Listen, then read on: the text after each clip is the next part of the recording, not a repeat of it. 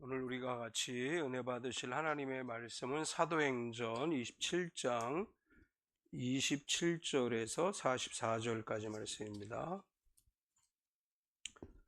사도행전 27장 27절에서 44절까지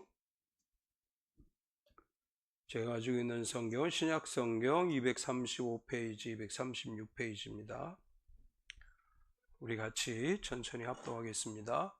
열나흘째 되는 날 밤에 우리가 아드리아 바다에서 이리저리 쫓겨가다가 자정쯤 되어 물을 재어보니 20길이 되고 조금 가다가 다시 재니 15길이라 암초에 걸릴까 하여 고물로 단 넷을 내리고 날이 새기를 고대하니라. 사공들이 도망하고자 하여 이물에서 닷을 내리는 채 하고 거룻배를 바다에 내려놓거늘 바울이 백부장과 군인들에게 이르되 이 사람들이 배에 있지 아니하면 너희가 구원을 얻지 못하리라 하니 이에 군인들이 거룻줄을 끊어 떼어버리니라. 날이 새어가매 바울이 여러 사람에게 음식 먹기를 권하여 이르되 너희가 기다리고 기다리며 먹지 못하고 줄인 지가 오늘까지 열나흘인즉 음식 먹기를 권하노니 이것이 너희의 구원을 위하는 것이요 너희 중 머리카락 하나도 잃어버릴 자가 없으리라 하고 떡을 가져다가 모든 사람 앞에서 하나님께 축사하고 떼어 먹기를 시작하매 그들도 다 안심하고 받아 먹으니 배에 있는 우리의 수는 전부 276명이더라. 배부르게 먹고 밀을 바다에 버려 배를 가볍게 하였더니 날이 새매 어느 땅인지 알지 못하나 경사진 해안으로 된 항만이 눈에 띄거늘 배를 거기에 들여다 댈 수 있는가 의논한 후 닻을 끊어 바다에 버리는 동시에 키를 풀어 늦추고 돛을 달고 바람에 맞추어 해안을 향하여 들어가다가 두 물이 합하여 흐르는 곳을 만나 배를 걸매 이 물은 부딪혀 움직일 수 없이 붙고 고물은 큰 물 곁에 깨죽하니 군인들은 죄수가 헤엄쳐서 도망할까 하여 그들을 죽이는 것이 좋다 하였으나 백부장이 바울을 구원하려 하여 그들의 뜻을 막고 헤엄칠 줄 아는 사람들을 명하여 물에 뛰어내려 먼저 육지에 나가게 하고 그 남은 사람들은 널조각 혹은 배 물건에 의지하여 나가게 하니 마침내 사람들이 다 상륙하여 구조되니라. 아멘. 아까 우리 잠깐 예배 드리기 전에 우리 송경순 집사님이 우리 폴스키아가 에스겔에 있는 세 가지 생물의 그 그림을 가지고 하지 않느냐 이런 질문을 했어요. 처음 들어보시는 분도 있어요? 네? 에스겔 1장 우리 예리 그 성경 구절을 띄워줄 수 있으면 에스겔 1장 5절에서부터 10절까지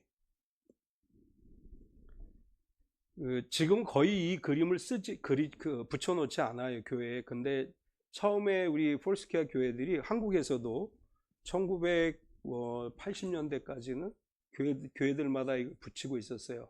그래서 설명을 좀 해야 되지 않을까 싶은 생각이 들어서 내가 아마도 이런 기회가 아니면 한번 얘기할 기회가 없을 것 같아서 에스겔 1장 5절에서부터 10절까지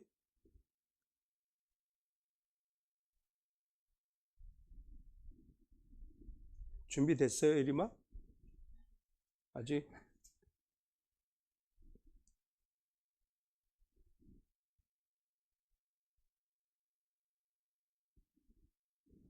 자, 그럼 그냥 성경 찾으셨죠? 다 같이 한번 읽어볼게요.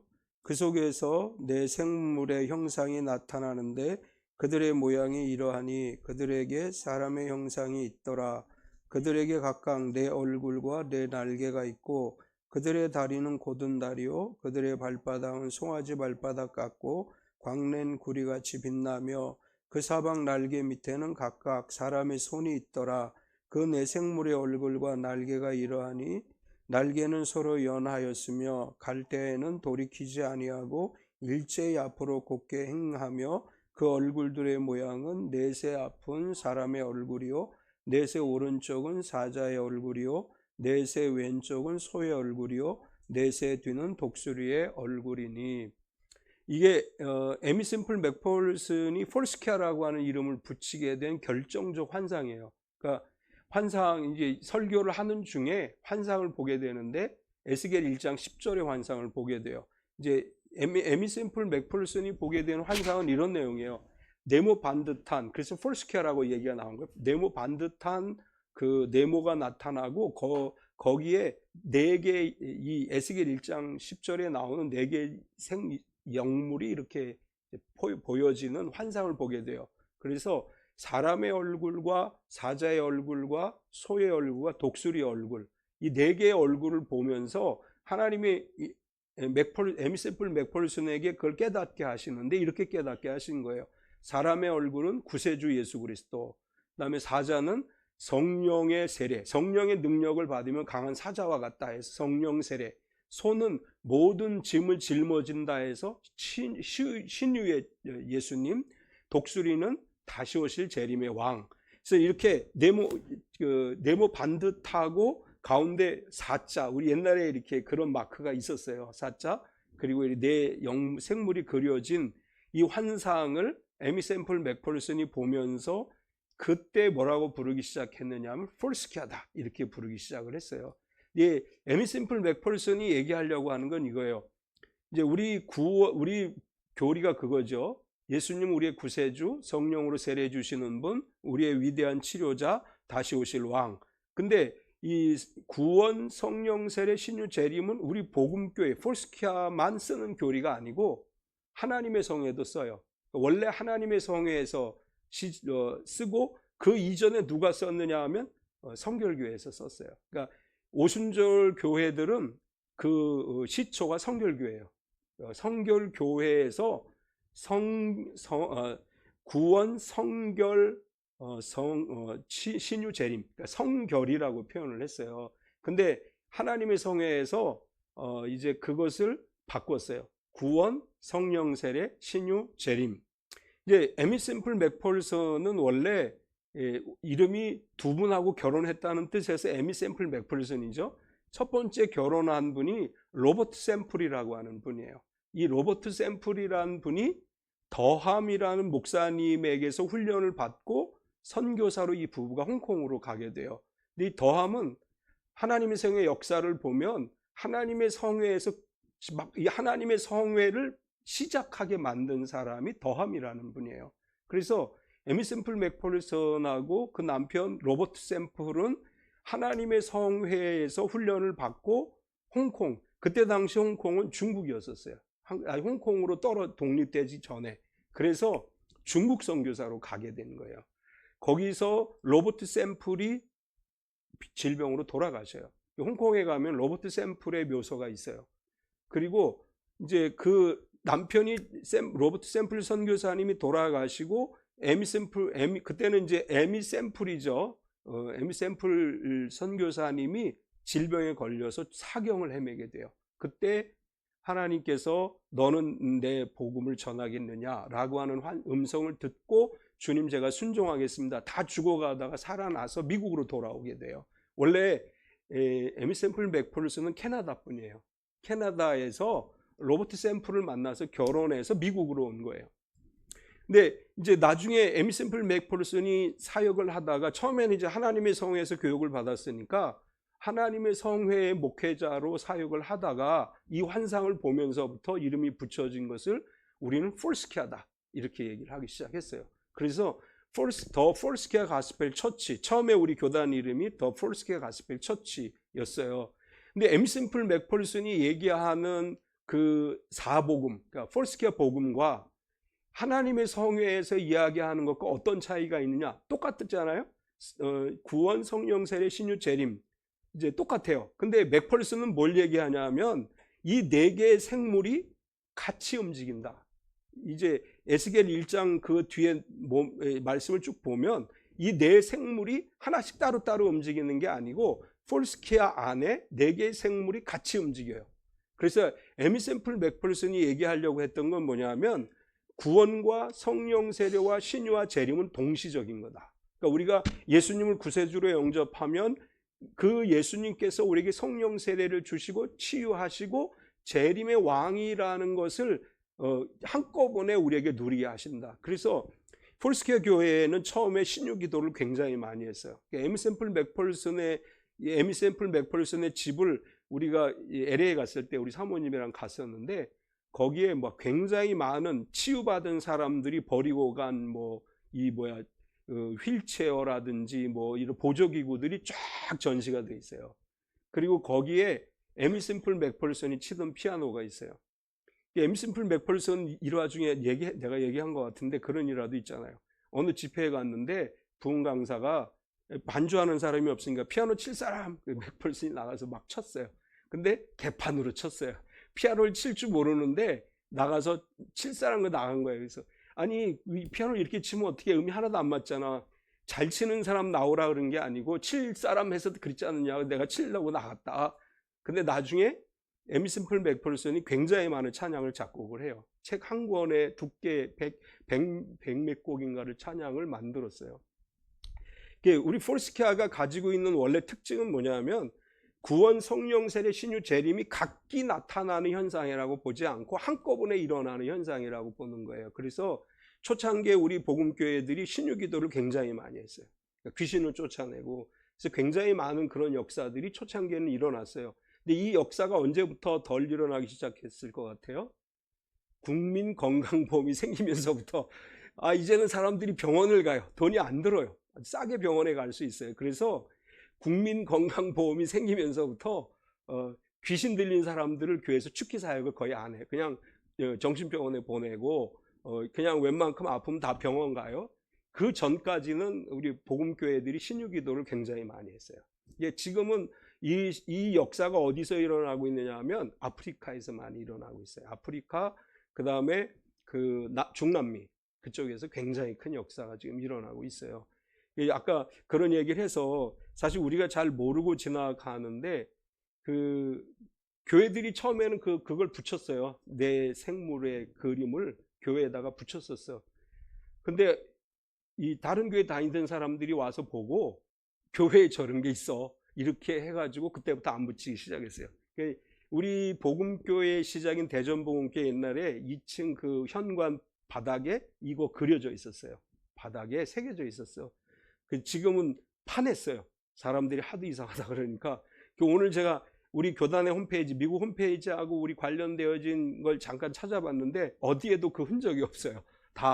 이제 다 지웠어.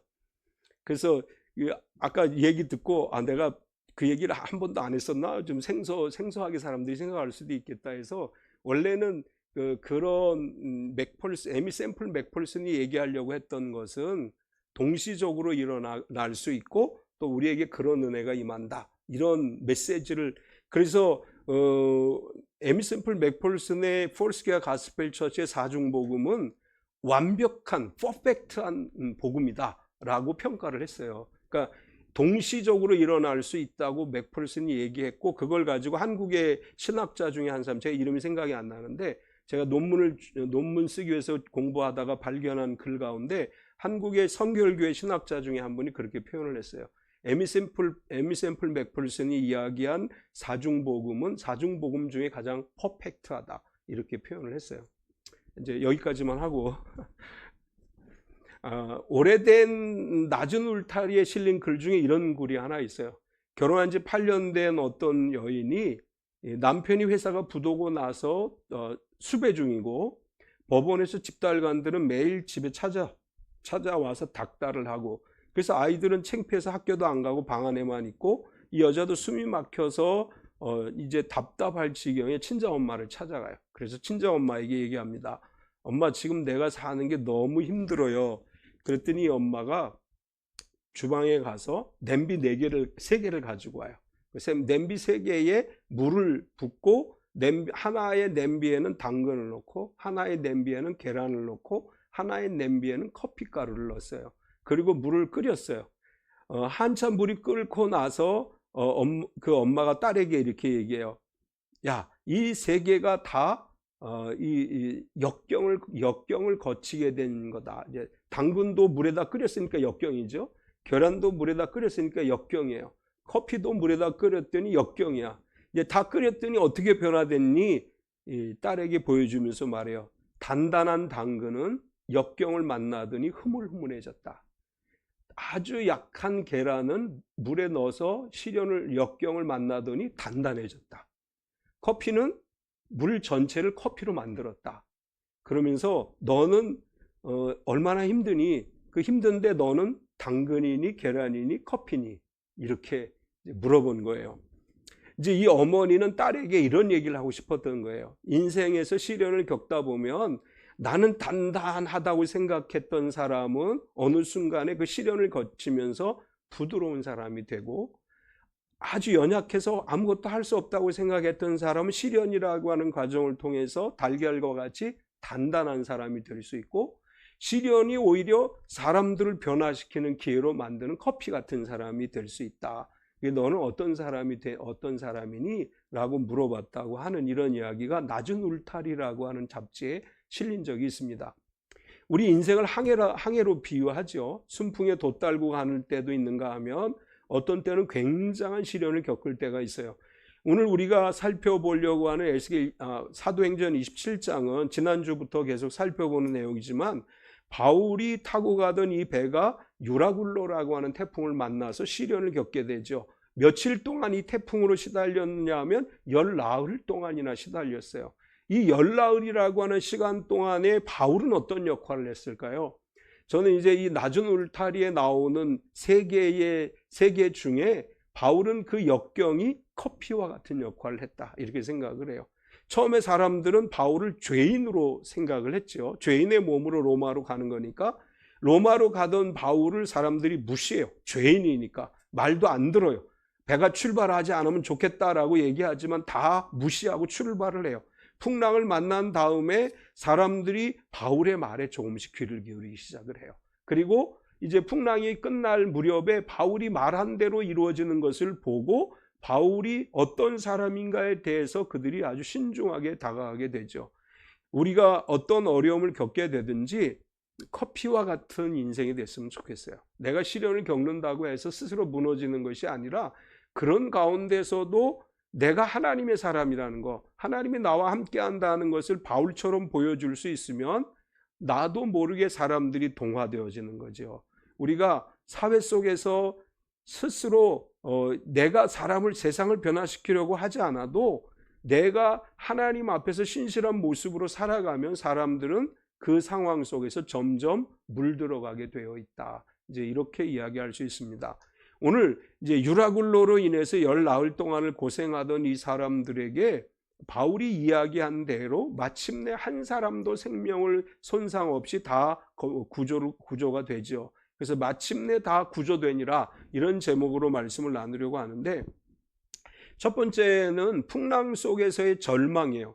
바울이 탄 배는 이미 14일 동안이나 풍랑에 쫓겨다니고 있어요.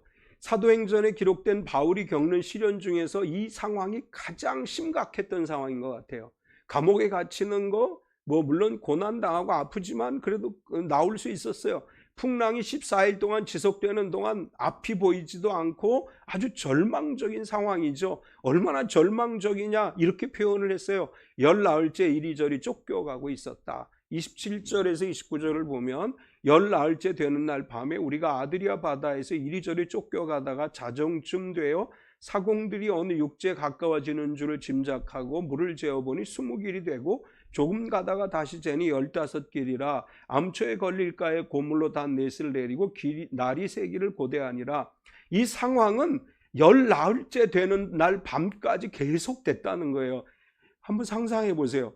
전 사실 옛날에 젊었을 때 나는 절대 멀미 안 해, 이렇게 자부했어요. 그리고 제주도에서 배를 탔는데 큰일 날 뻔했어요. 내가 멀미 안 하는 사람이 아니구나. 50대 때. 그래가지고 멀미를 나도 하는구나, 이걸 그때 깨달았어요. 그때 막 이렇게 제주도에서 어느 섬 들어가는데 그 바람이 그렇게 굉장히 센 것도 아닌데 막 흔들리니까 멀미가 되더라고요. 한번 상상해 보세요. 며칠 동안, 열나흘 동안 배가 그러고 다녔어요. 얼마나 힘들었겠어요. 이런 힘든 속에서 사람들은 뭘 느껴요? 절망을 느껴요. 희망이 없는 거예요. 이 상황에서 벗어날 수 있는 희망은 아무것도 없어요. 그래서 배에 타고 있던 사공들이 도망가려고 했어요. 30절을 보면 사공들이 도망하고자 하여 이물에서 닷을 내리는 채하고 거룻배를 바다에 내려놓거늘. 사공들은 배에 대한 경험이 가장 많은 사람들이에요. 이제 이 상황에서 사공들이 깨달은 건 뭐냐 하면, 이제 희망이 없다. 이 배에서 우리가 같이 다 살아남을 가능성은 없다. 그러니까 우리끼리라도 빨리 도망가자, 이런 생각을 했어요. 그러니까 어떻게 도망가냐? 거룻배를 바다에 내려놓고는, 이 거룻배라고 하는 거는 제가 뭐 배에 대해서 잘 알지 못하지만 큰 배에 작은 뭐라 그러나 보트 같은 거가 이렇게 달려 있어요. 이제 유사시를 대비해서. 그런데 이 선원들은 한두 명씩 이 보트를 타고 도망갈 생각을 한 거예요. 이제 거룻배, 이 작은 배를 바다에 내려놓고 타고 도망가려고 그 배를 내려놓는 그것을 바울이 발견하게 돼요. 이 사람들이 이렇게 했다는 이야기는 희망이 없다는 거예요. 도저히 여기 있다가는 다 죽게 생겼다. 그래서 배를 타고 도망가려고 하는데 바울이 그것을 알고 사공들이 도망가지 못하게 하죠. 31절에 32절을 보면 바울이 백부장과 군인들에게 이르되 이 사람들이 배에 있지 아니하면 너희가 구원을 얻지 못하리라 하니 이에 군인들이 거룻줄을 끊어 떼어버리니라. 바울은 사공들의 행동을 유심히 관찰하다가 거룻배를 타고 도망가려는 것을 알고 백부장에게 이렇게 얘기해요. 이 사람들이 도망가면 이 배를 움직일 사람은 아무도 없다. 그러니까 저 사람들이 도망가서는 안 된다. 또 한편으로는 무슨 얘기냐면 저 사람들이 이 배에서 떠나는 순간 살아날 길이 없다, 이런 얘기를 하는 거예요. 이 배에 있을 때 다르게 말하면 하나님께서 이미 나에게 모든 사람들을 너에게 주었다라고 말씀했기 때문에 여기 나와 함께 있어야 이 사람들도 생명을 얻는 것이고 배 안에 있던 우리도 생명을 얻는 것이다. 그래서 저 사람들 도망가지 못하게 하라, 이렇게 백부장에게 얘기를 했고 백부장 율리오가 바울의 말을 듣고 그 사람들을 도망가지 못하게 막았어요. 이 절망 가운데 빠지게 되면 우리는 이런 생각을 하게 돼요. 책임을 회피하고 도망가고 싶어요. 지금 이 힘든 상황에서 어떻게 하는 게 제일 좋은 방법이다? 다 때려치고 도망가는 게 제일 좋은 방법이다. 많은 사람들이 그렇게 생각을 해요. 근데 바울은 이 상황에서 도망가는 게 아니라 같이 힘을 모아야 된다는 것을 여기서 얘기해 주고 있는 것입니다. 두 번째는 너희의 구원을 위해서 먹으라. 유라굴로라는 태풍으로 인해서 이제 아무것도 할 수 없는 상황이 됐죠.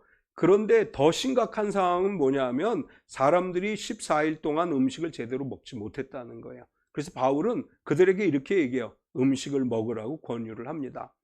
33절을 보면 날이 새어감에 바울이 여러 사람에게 음식 먹기를 권하여 이르되 너희가 기다리며 먹지 못하고 줄인 지가 오늘까지 열나흘인즉. 한번 우리가 상상을 해보면 배가 풍랑을 만나서 사공들은 막 온갖 노력을 다해요. 뭐 노를 저어보기도 하고 막 배에 휘달리기도 하고. 근데 중요한 건 뭐냐 하면 음식을 못 먹었다는 거예요. 왜 못 먹었을까? 이제 어떤 사람은 전에 그렇게 해석한 사람들이 있었어요. 금식의 절기가 지나긴 했지만 아마도 이 사람들은 어떤 금식을 해야 된다는 어떤 그런 필요성을 느꼈기 때문에 못 먹었을 것이다. 근데 사실은 그런 이유는 아니고 첫 번째 이유는 이런 거예요. 두려움과 긴장 때문이었다고 할 수 있습니다. 14일 동안 폭풍으로 시달리던 이 사람들은 목숨이 위태로웠을 뿐만 아니라 사실 여기서 아무것도 먹지 못했다라는 말은 헬라어로 아스티이라고 하는 단어를 썼는데 이 단어는 전혀 안 먹었다가 아니라 정상적인 식사를 하지 않았다, 이런 뜻이에요. 그러니까 막 배가 풍랑이 막 휘둘리니까 이 선원들이 밥 먹을 틈이 어디 있겠어요. 그냥 이 배를 조종하기도 바쁜데, 그러니까 이 두려움과 긴장 때문에 음식을 먹을 수가 없었다. 두 번째 이유는 항해 긴박한 상황 때문이다. 배가 흔들리고 물이 차고 사공들이 노를 젓고 하는 상황 때문에 심리적, 육체적 환경이 지쳐 있어서 먹지 못했을 것이다. 세 번째 이유는 심리적 절망감 때문이었을 것이다. 20절, 지난주에 우리가 봤는데 20절을 보면 여러 날 동안 해도 별도 보이지 아니하고 큰 풍랑이 그대로 있으며 구원의 여망마저 없어졌더라. 사람이 소망이 없으면 기본적인 생리 현상도 무너지게 돼요. 전쟁터에 참여했던 병사들이 전쟁이 극심한 지역에서는 음식을 먹을 수가 없어요. 심리적인 불안 때문에. 이제 그와 유사하다고 할 수 있습니다. 열 나흘 동안 풍랑에 시달렸지만 이들은 제대로 음식을 먹을 수가 없었어요.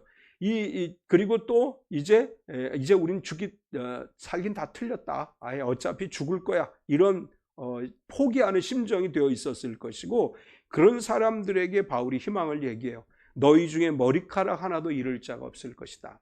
34절을 보면 음식 먹기를 권하노니 이것이 너희의 구원을 위하는 것이요 너희 중 머리카락 하나도 잃을 자가 없으리라 하고, 바울이 이렇게 얘기할 수 있었던 것은 지난주에 우리가 살펴본 말씀 중에 24절에 이렇게 하나님이 말씀하셨어요. 바울아 두려워하지 말라. 내가 가이사 앞에 서야 하겠고 또 하나님께서 너와 함께 항해하는 자를 다 내게 주셨다 하였으니, 하나님께 바울은 말씀을 받았어요. 그래서 이렇게 얘기하는 거예요. 여러분 중에 한 사람도 머리카락 하나 상하지 않고 다 살아날 거니까 걱정하지 마십시오. 사실 절망 속에 있을 때 이렇게 희망을 이야기해 줄 수 있는 지도자가 필요하죠.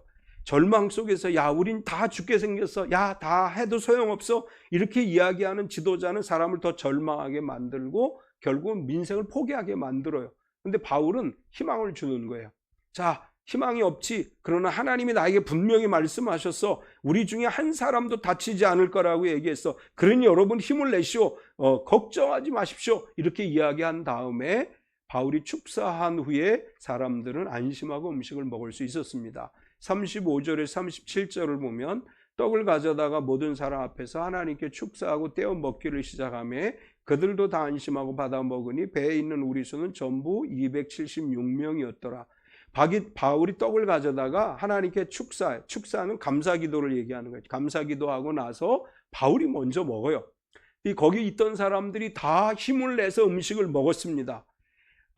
우리가 절망에 빠져 있을 때 포기하는 것이 절망을 이기는 방법이 아니라 희망을 가지고 도전하는 거예요.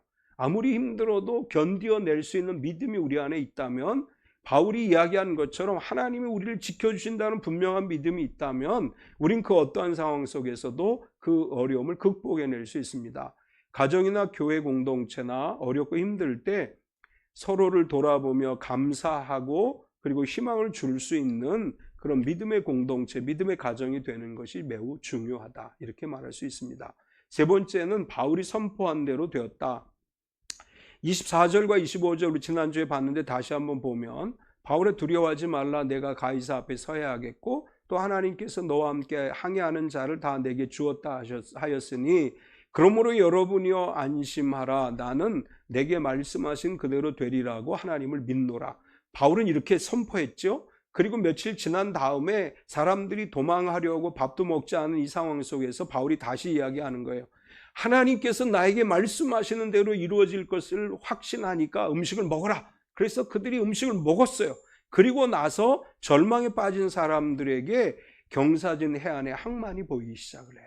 39절을 보면 날이 새면 어느 땅인지 알지 못하나 경사진 해안으로 된 항만이 눈에 띄거늘 배를 거기다 들여댈 수 있는가 의논한 후에 14일 저녁 때까지는 절망이었어요. 근데 바울이 기도하고 음식을 먹으라고 얘기하고 여러분 중에 한 사람도 죽지 않을 것입니다 라고 이야기하고 희망을 주고 날이 밝자마자 뭐가 보였어요? 해안이 보이고 그리고 배를 들이댈 수 있는 항만이 보이기 시작한 거예요. 우리가 희망을 포기하지 않으면, 하나님의 말씀을 믿고 그 말씀을 의지해 살아가면 어두운 밤이 지나고 나서 새 아침에 하나님이 보여주시는 해안을 발견하게 돼요.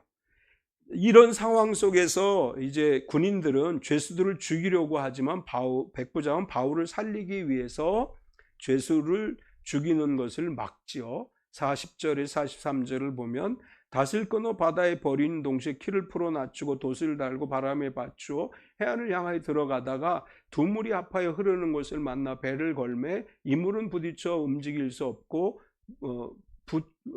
없이 붙고 고물은 큰 물결에 깨어져 가니 군인들은 죄수가 헤엄쳐서 도망할까 하여 그들을 죽이는 것이 좋다 하였으나 백부장이 바울을 구원하려 하여 그들의 뜻을 막고 헤엄칠 줄 아는 사람들을 명하여 물에 뛰어내리려 먼저 육지에 나가게 하고, 이제 배가 해안에 가까워지니까 군인들은 뭘 걱정했느냐 하면 배는 어차피 파손했으니까 사람들이 물에 뛰어드는 순간 죄수들은 도망갈지도 모른다는 생각을 하는 거예요. 우리가 상상 가능하죠. 그건 얼마든지 상상이 가능하잖아요. 그럼 왜 군인들은 이 죄수들이 도망가지 못하게 죽이자고 하느냐 하면, 로마법에 의하면 죄수를 도망가게 하면 그 호송하는 사람이 책임을 져야 돼요. 그러니까 이 사람들 중에 한두 사람이라도 없어지면 이 군인들이 대신 처벌을 받아야 되니까 차라리 그냥 죽여버립시다. 뭐 이 번거롭게 지금 이 상황에서 이 사람들을 살려둘 필요가 있겠습니까? 그런데 백부장은 바울을 살리기 위해서 그 죄수들을 보호해 주죠. 왜냐하면 바울은 배에 타고 여행하는 동안에 백부장은 바울을 통해서 하나님께서 그를 통해 말씀하시는 메시지가 있다는 걸 알게 된 거예요. 그리고 이 사람을 죽게 해서는 안 되겠다고 하는 생각이 백부장 마음속에 들어왔어요. 그래서 결국은 백부장은 바울을 살려주기 위해서 죄수들을 죽이지 말라고 해요. 이것은 하나님의 계획 안에 포함된 거예요. 하나님께서 바울을 비롯해서 그 배에 타고 있던 사람들 전부를 구원해 주시겠다고 약속하셨기 때문에 하나님께서 그 계획을 이루시기 위해서 죄수 한 명도 죽이지 못하게 했던 것이고, 마지막으로 마침내 다 상륙하여 구조되었습니다. 44절을 보면 그 남은 사람들은 널조각 혹은 배 물건에 의지하여 나가게 하니 마침내 사람들이 다 상륙하여 구조되니라. 이 배에 타고 있던 사람은 276명이에요. 276명이 타는 배는 상당히 크겠죠. 뭐 제가 배에 대해서 잘 모르기 때문에 어느 정도 크기가 될지는 상상이 잘 안 되는데, 276명이 탔던 배가 파선하기는 했지만 한 사람도 생명을 잃지 않았어요. 하나님이 말씀하신 대로 그 중에 단 한 사람도 생명을 잃지 않고 안전하게 그 섬에 도착할 수 있었습니다. 오늘 바울의 이 사도행전 27장 27절 이하의 말씀, 그 앞의 말씀과 연결해서 생각할 때 하나님께서 우리에게 이런 메시지를 주셔요. 풍랑 속에서도 하나님의 말씀을 의지하는 사람들은 하나님이 붙잡아 주신다. 우리가 하나님 말씀을 의지하면 풍랑에서도 하나님의 도움을 입습니다. 또한 바울이라고 하는 믿음의 사람 하나가 276명이라고 하는 공동체를 살리는 역사를 이루었어요. 우리 믿음의 사람 하나가 우리 집안을 살리고, 나 하나가 우리 가족과 우리 형제자매들 또 우리 이웃을 살리는 데 쓰임받는 사람이 될 수 있습니다. 또한 마지막으로 하나님의 말씀하신 것은 반드시 이루어져요. 하나님 말씀은 1.1획도 변함없이 다 이루어집니다. 우리가 마침내 구조되었다, 이 말은 우리에게는 이런 의미가 있어요. 마침내 하나님이 약속하신 일이 이루어졌다. 하나님이 약속하신 일, 우리가 기도하고 기대했던 일들이 반드시 이루어질 줄 믿습니다. 하나님의 말씀을 의지해서 언제나 약속을 의지해 살아감으로 하나님이 주신 은혜와 복을 누리는 저와 여러분 되시기를 축원합니다. 우리 같이 한번 기도할 때 우리가 겪는 어려움 속에서도 하나님의 돕는 손길이 있음을 믿고, 우리가 겪는 여러 어려움들 속에 하나님 도움을 발견하게 하옵소서. 때로는 배가 파선하는 것 같은 어려움을 겪을 때에도 하나님 우리를 도와주심을 믿습니다. 또 우리가 살아가는 동안 하나님 말씀은 변함없이 이루어짐을 믿습니다. 하나님의 말씀대로 모든 일이 이루어지게 하옵소서. 우리 같이 한번 통성으로 기도하겠습니다. 참 좋으신 하나님 감사합니다. 오늘도 우리가 하나님 앞에 마음을 다해 기도합니다. 사랑하는 하나님, 바울이 타고 있던 배가 열 나흘 동안이나 풍랑으로 인해서 고통과 어려움을 겪었습니다. 그럼에도 불구하고 하나님 그 배가 파선하지 않도록 파선한 한가운데서도 한 생명도 잃지 않게 지켜주셨음을 합니다. 우리에게 어떤 어려움과 시련이 온다 할지라도 우리가 말씀을 붙잡을 때 하나님 보호해 주심을 믿사오니, 우리가 언제나 말씀만 붙들고 의지하며 살아가는 삶이 되게 하여 주시고, 하나님의 은혜만 누리 하나님의 은혜를 누리며 살아가는 삶이 되게 하여 주시옵소서. 진실로 하나님 우리의 왕이시며 우리 하나님이십니다. 진실로 하나님 우리 가운데 함께 하신 전능하신 하나님이십니다. 사랑하는 하나님, 언제나 우리에게 힘과 능력이 되어주시고, 언제나 우리의 삶의 주인이 되어주시고, 언제나 우리 속에 역사하셔서 하나님의 뜻을 이루게 한 삶이 되게 하여 주시옵소서. 우리가 말씀을 의지합니다. 말씀을 붙들고 살아가기 원합니다. 하나님 말씀대로 마침내 한 생명도 잃지 않고 다 구조된 것처럼 하나님 말씀대로 우리의 삶 가운데 이루어지게 하시고, 날마다 우리가 주님만 바라보고 의지하며 살아가는 삶이 되게 하여 주시옵소서. 우리의 삶을 통해 하나님의 말씀을 믿습니다. 주의 삶을 통해 하나님 역사하시는 믿습니다. 하나님의 선하시고 아름다운 뜻이 이루어지게 하시고 하나님의 역사가 나타나게 하시고 하나님의 임재하심이 증거되게 드러나게 하여 주시옵소서. 주님 온전히 함께 하시옵소서. 사랑하는 하나님, 풍랑을 만난 바울이 타고 있는 배 276명을 하나님이 바울로 인해 구원해 주셨음을 보았습니다. 우리가 바울과 같이 우리로 인해 다른 생명들을 구원하는 데 쓰임받는 사람들이 되게 하여 주시옵소서.